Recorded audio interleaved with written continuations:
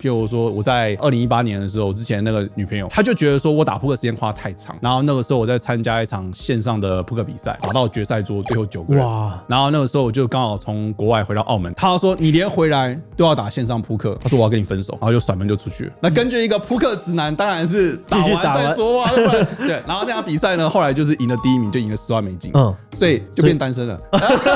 他变成说你有很多的舆论压力，比如说你的身边人可能会觉得说你花太多时间在这个地方，或者是你的亲朋好友的异样的眼光，有的人会觉得说啊，你为什么不务正业，或是干嘛？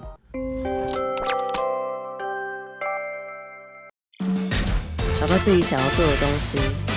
让我身边的人都过得很好。只要够快乐，我觉得你就很成功。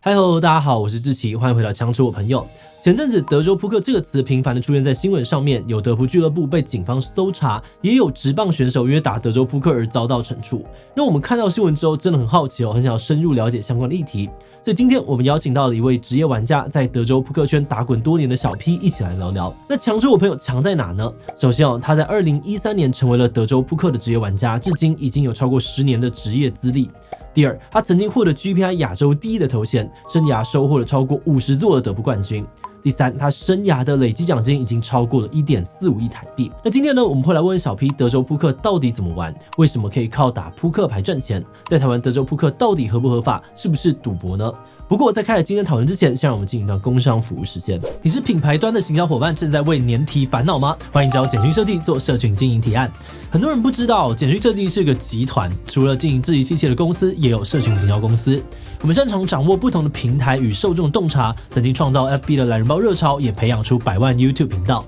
可以为品牌量身定做社群策略，打造有专属风格的社群内容。不管你是想经营品牌形象，增加好感度，创造破圈内容，提高互动率，还是想要吸引含金量高的粉丝，累积潜在客户，我们都会根据数据成效持续的优化内容，稳定的达到社群经营的目标。那欢迎有社群经营需求的品牌或是单位，透过资讯栏的连结联系简讯设计去提案哦。那就先请我们的小 P 简单打个招呼吧。好，大家好，我是小 P。那今天除了我们之外呢，其实还有额外的是我们的企划魏也会跟我们一起来聊聊。Hello， 我是魏。因为我们有很多的观众，他们可能对于德扑是非常非常不熟悉的，所以可不可以请你先用一个最浅白的方式，简单的讲一下德扑的玩法？好，就最简单的讲法呢，就是每个人参与的人数可以从2个人到10个人，那每一个人都会发2张牌，你可以先根据你这个手牌你觉得好或不好，然后呢选择要不要玩这个手牌，所以你就要进行一个下注。那当今天大家都下注之后，跟注之后呢，会开了3张的公牌。那看到3张公牌之后呢，会有另外一轮的下注，第4张公牌，另外一轮下注，然后最后1张公牌，然后最后一次的下注，所以它总共是4个下注阶段。然后到最后的时候呢，每个人剩余的玩家就会摊开你的手牌去比牌型大小。所以德州扑克要赢就2种方式，第一个，你的手牌比对方好；第二种是你透过下注的炸胡，就是对方只要弃牌了，你就可以赢下底池。所以你有没有好牌其实不重要，不知道。所以你只要下注对方弃牌，你就可以赢下这个底池。我相信很多观众他们在接触这个德扑的时候，都是从电影里，超多电影，然后电影里面就会有很多这种尔虞我诈这种心理战。实际上面有哪些常见的策略啊？它会有一些肢体语言，比如说有的人会透过一些抓头，对啊，然后之后觉得考虑这样子吗？最明显的就是你今天演得很痛苦的时候，他牌都超好，他就在那边装痛苦，然后演得很镇定的时候，或许有人会对你这样笑，然后他会露出很有自信的表情的时候，很有可能就是他没牌的时候，他就是一个反向的操作。可以多做一些举例吗？就是比如说你会观察哪些重点？有的玩家他在打牌的时候，很多人你会看到他会有一个围巾把自己的脖子给遮住，这是为什么？因为我实际上真的看过有的玩家，他今天他的手牌非常的好，他中了一个非常好的牌，他没办法控制自己，所以他今天下注的时候，他的那个脉搏会这样一直跳一直跳，你就知道他很紧张。或者是说今天有的人他会戴墨镜、戴口罩，然后甚至有人会戴面具啊，不让你看到。其实现在有一些规定，就是有一些赛事它会禁止你做一个全部的遮掩，就是你不能说是又戴墨镜又戴口罩又戴面具，什么都是这样子，它不行。但是其实德州扑克最重要的还是一个理论上的学习，它的本质就跟西洋棋、围棋一样，就是你要学很多的书，我记得我看过最完整的一本电子书，它是一个400页，它其实像英文的微积分一样，它就是一个这么厚的一本书。那你要学，你就是要从头到尾把它看完，因为里面有很多几率相关的事情，几率、数学，然后理论，然后排列组合，对。但是它其实是以逻辑为主，然后数学计算还是一个很少的部分。感觉上很多会玩牌的人都是数学天才，这是真的吗？你可以透过一次一次的练习，然后让你有一个很好的成果。但是你说数学一定要很好吗？我倒是觉得。倒是不用，就是逻辑，有点像是它是一个资讯的解读。当你今天有越多资讯的时候，你会越猜出来它的手牌范围到底是什么样的类型。那它到底是有牌还是没有牌，或者是我要怎么样透过一个方式来赢得这个地址？那这样子，我看很多人他们打牌其实是在线上打。对，线上你刚刚讲说别人的这个反应或者是一些外貌的小小的肢体语言都很重要，那他们看不到，这样怎么办呢？所以其实打线上扑克呢，它就是一个我知道我在这个位置，然后做了什么动作，我要怎么应对。所以他们都说线上扑克的难度是现场扑克难度的10倍啊！10倍是什么意思？就是假设这是一场，比如说1万块报名费的比赛，在线上的难度可能就是1000块的报名费跟现场的1万块的报名费难度是一样的，也就是说线上的玩家的强度是非常的强。对，而且大家应该旁边都可以用计算机或者什么在那边算。对，某种程度上那就是一个你可以说是违规，可是就是变成这样嘛，就好像说你线上的西洋棋跟围棋，你怎么知道有没有人在用一些 AI 帮助你？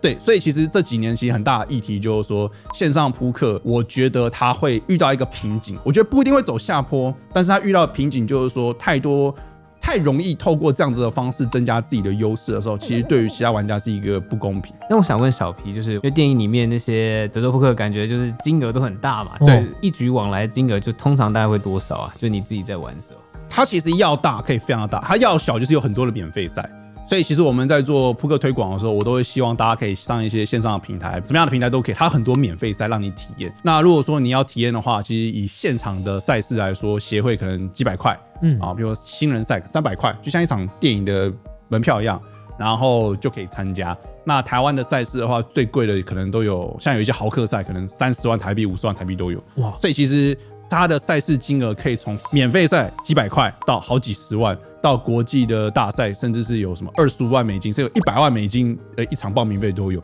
那你自己参加过最多的是多少啊？我自己参加最贵的一场比赛是3万美金，所以大概接近100万台币。哇，那这样子参赛的人会到多少啊？大概就是数百人，大概还是很多，而且基本上70%以上都是职业扑克玩家，然后搭配可能20%到30%的是一些商人。那你现在算是以这个为职业嘛，对不对？你这是什么样的契机让你会想要全职的投入德扑的这个比赛，然后成为一个职业玩家？其实这讲到我的这个求学阶段是非常的挫折，就是我以前在念大学的时候被退学过2次，然后非常的挫折，被退学之后呢，我在一个 PTT 上面找到了麻将咖，然后我才看到上面有扑克版，所以我第一次接触扑克是在网络上约，然后揪团，然后到茶店去打牌。哇，那个是多久以前啊？2008年，哇，好久以前哦。对，然后那个时候就会揪团，然后打扑克。当天的画面我都还记得，反正就是当天去玩，然后第一次玩不懂，然后就输了。他们在聊天的过程，他们就会拿一些今天我看了一本很好的扑克书给你看，我才知道说原来这个东西我会输是因为我没有学。然后我看了书学了之后呢，我就开始花很多时间在这个上面。然后我在大学的时候，基本上在这个阶段就可以靠打扑克一个兴趣，可以赚到一个接近一个上班族的薪水。然后我就有幻想说，那这样子的话，这个是不是有机会可以成为一个职业？然后我有一个朋友，他很常去澳门，他就说，我觉得你有机会可以去澳门试看看。所以我在大学的时候，我就周末跟寒暑假都飞到澳门去。OK， 然后我就知道说，哇，一开始赚到钱了之后，我就知道我就是要往这个方向前进。然后当然我的爸妈是禁止的嘛，那时候我就下了一个决心，然后给自己一个挑战，或者说我希望在1年的时间内赚到100万港币。100万港币大概是400万台币。那如果说我能够在这个时间内做到这件事情的话，我就希望我爸妈可以不要阻止我，然后就给我1年的时间。然后我那一年2013年到澳门住了1年之后呢，就运气非常的好，但也很认真啦。就是我学打牌，然后实际上获得了2个锦标赛的决赛桌，然后光是那2场的奖金加起来就超过100万港币。哇！然后获得那一年有一个 PokerStars 的一个年度最佳牌手。然后那时候台湾有非常多的新闻，就你知道新闻就很喜欢耸动的标题啊，台湾之光一个大学生，然后赢了多少奖金。那其实那一个新闻对我来讲帮助很大，是因为我可以拿这个东西来说服我的爸妈说，它是一个台湾之光嘛，对，他是一个台湾之光，与有荣焉，与有荣焉，就是，但我觉得他讲的有点夸张，但是我觉得这是一个我得到一个门票，是可以允许我继续去做这件事情。但是在这之前，你可能都还是认为自己是一个业余的玩家，对，那决定你变成职业玩家的这个关键是什么，以及就职业玩家的这个最大的差别会是什么？我觉得职业玩家最大的差别是你要能够规划出更多的时间去打牌跟学习。举例篮球当做是一个项目好，就是每个人可能都会打篮球，可是你今天要进入到 NBA， 你可能就是每天早上起来要训练、要休息、要训练、要休息，你要一个很规律的这样子的事情。当然，你可以不用这么认真，可是你就要知道你的成果跟成绩不会对方这么好。所以，全世界的扑克玩家，你要跟人家竞争打一个更高额的赛事的时候，你就要知道说，别人花多少时间，你要花的时间就至少要跟他一样多，要不然你跟别人就是没得比。然后有的时候，就算我们做了对的决策，我们还是有可能会输钱。你一定会遇到下风期。我自己在最惨的状况的时候，大概2到3个月，大概输了500万台币。哇！然后就觉得说，哇，我到底会不会打牌？你就会对自己产生挫折，然后怀疑自己。那这是一个每一个扑克牌手都会经历到的阶段，就是每个人运气好的时候都会赢到钱。重点是在于说，当你今天进入到一个所谓的下风期的时候，你能不能够承受这样子的波动跟风险，然后能够持续的学习跟进步。我觉得是一个厉害跟不厉害的牌手的差别。这种感觉上，其实过程当中应该也会有很多的教练嘛，会有教练的参与。教练他们教的是什么？像刚刚这种感觉是一些心理上面的。然后还有其他这些技巧面吗？像教练的话有很多种，就是第一个我觉得最主要就是你要去学说这个教练他参与的赛事很多，所以他的经验他就跟你判断说，这样子类型的报名费比赛，对方的策略可能会是长什么样子。连这样子都会有差异。而且现在还有很多是那种心理层面的教练，就好像说有的人他输了一手牌，他会失控，他觉得说，哇靠，我今天像打麻将一样，听3个动被中动字幕，你就会开始乱打，或者是你就会觉得说，我今天很情绪不稳定的时候，你就会针对一个人，譬如说这个人因为运气好赢你一把牌，你就要跟他拼。可是你明明知道你当下的手牌是不适合的，你要做的决策应该是弃牌。可是你就说你刚刚输一把你不爽，你就是要跟他对，你就会意气用事，你就上头了嘛，你就意气用事了嘛，这就不 OK， 因为你没有在照逻辑在打，你已经被你的情感带走。我有点好奇，小 P， 你在牌桌上面有没有看过最失控的行为？比如说一次输个好几百万，然后突然就崩溃。有啊，很多那种筹码就直接就是输了，然后你的筹码不是要推给对方吗？对，就啪，然后就直接杀到对方，或者是丢到别人脸，然后这种都是会有惩罚的。那小 P， 我接下来想帮网友问，就是很多网友会很好奇说，到底当职业选手，他1年的收入会落在什么样的区间？可以透露一下吗？可以，其实在这个德州扑克呢，它最主要有常见有2种形式。那在国外最常见的就是现金桌跟锦标赛。那现金桌呢，这个顾名思义就是你买入多少现金，你就坐在桌上玩，然后你输赢就是看你当下的买入级别。那每个玩家就说，如果我知道我玩100手牌我可以赚到多少钱，基本上你想要的获利你可以透过计算出来。就是我今天做10个小时，我预估1年就可以赚到多少钱，有点像这样的程度。所以你想要赚多少钱，你就是做几个小时。那锦标赛玩家呢，其实它就是一个我们会用一个 ROI， 就是一个投资报酬率。所以一个好的玩家的平均投资报酬率呢，根据他的技术，现场比赛的话可能是50%到100%。这什么意思呢？就是说我今年我花了100万台币的报名费，我预估会赢到200万，然后我扣掉报名费，我会赢100万，这就是100%的 ROI。对，所以你今年想要赚多少钱，就取决于什么？你今年的报名费要花多少钱？平均来讲，如果说一个职业扑克玩家，他1年参加的费用，假设是300万到600万的报名费区间的话，那我觉得预估就会是差不多赢大概300万到600万。但是这个平均值，所以你说有没有可能1年没有赢钱？有可能哦。但是你有可能1年就是，譬如说我最好的1年，2017年，我在那一年度就赢了100万美金。哇！但是它不会是一个常态，不会说我今年是赢100万美金，所以我预估我明年、下一年都会赢100万美金，这是不对的。就当一个职业玩家，他最辛苦的部分到底是什么？有一些人是身边的压力，譬如说他可能有老婆不支持，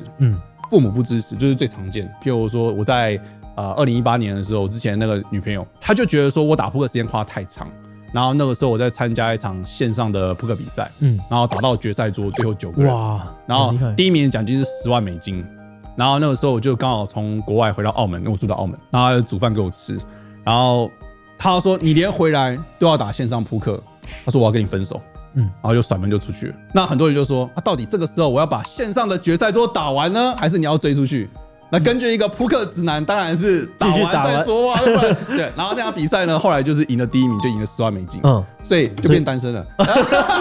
所以就变成是，对他变成说，你有很多的舆论压力，比如说你的身边的可能会觉得说你花太多时间在这个地方，或者是你的亲朋好友的异样的眼光，有的人会觉得说啊，你为什么不务正业，或是干嘛？这就有点像是刚开始做 YouTube 的时候，所有人都会讲说你干嘛做这个东西？这个好像不是一个很稳定的。但如果喜欢，然后也看得到那个别人看不到的点的话，你应该要继续一直做下去。对，可是他的过程一定会很辛苦，就好像说，我会希望很多接触扑克的玩家，他可以不用一开始就成为一个全职玩家。很多人问我说，我想要成为一个全职玩家，我想要把工作给辞掉。我说，这有点像是在创业，就是你要创业，你可以有你空闲的时间去做，你不一定要把你正职工作放弃啊。当个副业不错啊，那副业做一做，觉得可以，我好像真的蛮有天分的。再说，慢慢增加时间，一步一步来，从2个小时、4个小时，然后你真的觉得这可以取代你的正职工作，这个时候是很好的。但是我觉得很多人一开始就是因为一开始的运气好，赢了一点钱，我说哇，我随便就赢个1-2万，我就把工作辞了，然后发现它其实就是它是一个波动。对，这边人说，其实你要看的是长期的，你到底有没有优势，你为什么觉得你可以赢别人？你有没有花比别人多的时间学习研究？如果你有的话，你就会知道，那你成功的机会是更高。可是他这个过程就是每个人都知道正确的决策是什么，你要有纪律的去做这件事情。就好像说每个人都知道要去健身房运动，可是有多少人可以坚持得下去？对，你只要能够，我觉得很多时候会感受到创业其实是一个在比谁坚持的比较久，然后谁没有死的游戏。对，那德扑可能也可能是这样，是这样，它就是一个自律，然后你知道你每天该做的事情，不管你再怎么累，你就是要去把它完成。哇，小 P 可以分享一下你一天的就是行程大概长这样的？可以啊，我的生活习惯呢是凌晨2点睡到早上10点，经过我固定的就是大部分的扑克比赛都是中午，比如说早上11点、中午12点开始。如果你晋级的话，或者是打完的话，大概12个小时。当然打比赛就可能打很晚，然后晚上回到家了之后呢，我会开始检讨今天遇到的手牌问题。我会希望当天解决完。基本上我这几年的全职扑克牌手人生，就是除了8到9个小时在睡觉之外，其他时间都是在学习扑克跟打扑克。所以很多人会没办法坚持下去，尤其是当你今天的环境是在比如说澳门或是拉斯维加斯，你身边的朋友都去夜店，都去喝酒，都去吃美食，然后你每天打完比赛就是12个小时，累得跟狗一样，然后你回到房间，你还要去看电脑，看今天的这个手牌有没有打对。其实这个生活是蛮乏味的，很难坚持下去，但是你就要花很多时间。那我们讲到这边，我觉得接下来我们可以来聊一些就台湾的事情。像前阵子这个警方有大规模去扫荡那个德州扑克俱乐部，然后新闻就闹得很大。对，我好奇你会怎么样看待这样的新闻？其实现在台湾扑克的发展，它是一个很蓬勃发展的状况。对，台湾扑克协会的数量已经比拉斯维加斯还要多。哈？对，你没有听到这么夸张，就是数量可能是上百间。那当然有一些是在做正当的生意，有一些可能不是，但是它就会变成是这样嘛。每个人都知道这是一个很发展蓬勃的阶段的时候，很多人就想要来分一杯羹。那他知道正确的办比赛的方式吗？不一定。或者说他知道，可是他有没有可能会做一些擦边球的事业？有可能会有，或者说他可能想要经营一些比较非法或者是灰色地带的游戏类型。我觉得现在刚好是一个很好的时机点，是因为台湾正在发展，所以我们用很多的宣导跟教育的方式，让人家知道说，德州扑克它不是赌博，它是一个靠技术可以长期获利，它就是一个长时间可以赢的一个游戏一个项目的时候，我觉得绝对的优势玩家一定是可以长期靠这个东西去发展。所以其实台湾的协会现在的状况就是，我觉得会有一些不好的情况发生，但是它是不可避免。那他们现在的做法就是，警方会去有点像是搜索，但实际上他有点像是说，他会把这个东西让法官去判。那以台湾这几年从2019、2020到现在，基本上都是判无罪。那这个合法跟非法的界限在哪边？刚刚你有讲到说有些东西是灰色的，你觉得是在哪？其实以现在这个是非专业，但是根据我知道律师的讲法，就是说以现在台湾的判决就是说，锦标赛的形式是你的筹码是不能够直接换现金，因为你的筹码只是一个计分，就是你现在有多少的，你可以想成是一个生命值的概念。那打到后面的时候，你被淘汰出局的时候，你的名次是多少名次，根据这样子拿到多少的奖金。也就是说，你的筹码是不能够直接换钱就筹码要断开。对，所以变成说，筹码它只是一个计分，所以我们在打锦标赛的时候，这个东西是绝对没有问题。那比较有灰色地带，可能就是说有些人玩的方式是我这个锦标赛，可是我这个筹码可以直接换钱，那当然就是不 OK。可是有的协会知道说我要办那样子的锦标赛，可能我不想要办，或者是我觉得太累，那我想要用一个简单好用的形式去办，然后变成是它就触犯到了台湾，你只要可以等值换钱的方式，它就被列为是赌博。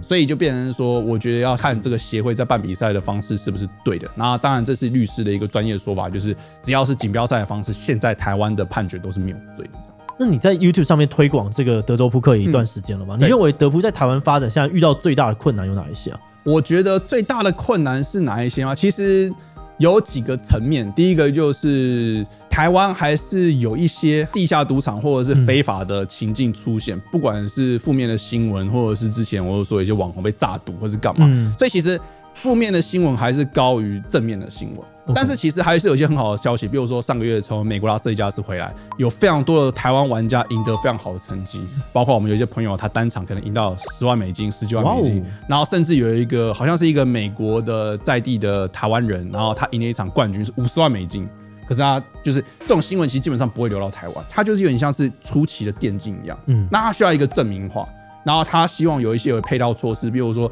怎么样去帮助这一些扑克玩家，是有一个像是一个扑克学校，怎么样去培养。那以我自己的状态，我会希望可以培养这样子的玩家，所以我自己成立一个公司，然后尽可能的去做教学，然后去赞助、去资助他们去国外参加比赛，然后我甚至会去帮他们出一些报名费。当然，他赢的奖金，他后面也会有一个分成。对，所以变成说，我觉得我的角色是希望成为一个扑克推广的助手。这也是为什么我们公司都在做，不管是 YouTube 教学啊、现场活动啊、电视节目啊，都是跟扑克有关。OK， 好，那我们今天非常的谢谢小 P 精彩的分享。那最后有没有什么想要跟观众说的话呢？好。如果说你想要学习扑克的话，欢迎到我的 YouTube 频道小 P 的扑克世界。那我们有做扑克教学，任何的问题你都可以来问我们。那如果说你想要参与线上的德州扑克呢，当然我们有一些平台可以推荐给你，都是不用钱的。然后希望大家对于德州扑克可以有